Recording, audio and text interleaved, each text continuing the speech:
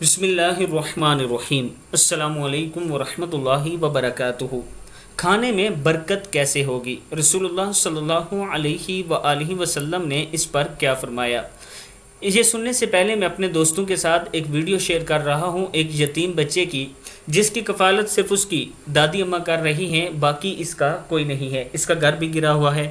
ہم نے ان کا گھر بنانا ہے۔ یہ دادی اماں جو ہیں ان کی ہاتھ اٹھا کر آپ دوستوں کے لیے دعا کر رہی ہیں کہ آپ دوست میرے سے تعاون کریں تاکہ میرا گھر بن سکے، اور اللہ تعالیٰ آپ کو اس کا اجر دے گا۔ اگر آپ دوست اس گھر میں تعاون کرنا چاہتے ہیں تو یہ میرا واٹس ایپ نمبر ہے، ایزی پیسہ اور جائز کیش بھی اسی پر موجود ہے۔ مزید تفصیلات بھی آپ کو دی جا سکتی ہیں واٹس ایپ پر اگر آپ لینا چاہیں۔ اس سے پہلے جو پروجیکٹ تھے بیوہ عورت کا، وہ گھر تقریباً کمپلیٹ ہو چکا ہے۔ کچھ دنوں میں اس کی ویڈیو بھی میں آپ کے ساتھ شیئر کر دوں گا۔ میں اپنے دوستوں سے گزارش کروں گا کہ آپ دوست ضرور تعاون کریں۔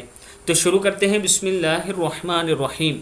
کھانے میں برکت کیسے ہوگی؟ حضرت وحشی رضی اللہ تعالیٰ عنہ فرماتے ہیں کہ لوگوں نے عرض کی، اے اللہ کے رسول صلی اللہ علیہ وآلہ وسلم، ہم کھانا کھاتے ہیں لیکن سیر نہیں ہوتے، یعنی پیٹ نہیں بھرتا۔ تو آپ صلی اللہ علیہ وآلہ وسلم نے فرمایا، تم الگ الگ کھاتے ہوگے؟ عرض کی جی ہاں۔ تو آپ صلی اللہ علیہ وآلہ وسلم نے فرمایا، مل کر کھایا کرو اور کھانے سے قبل اللہ کا نام لیا کرو، اس سے تمہارے کھانے میں برکت ہوگی۔ ابن ماجہ کی حدیث ہے کہ اگر مل کے ایک جگہ بیٹھ کے کھانا کھائیں گے تو کھانے میں برکت ہوگی، اور کھانا کھانے سے پہلے بسم اللہ پڑھ لیا کریں۔ السلام علیکم ورحمۃ اللہ وبرکاتہ۔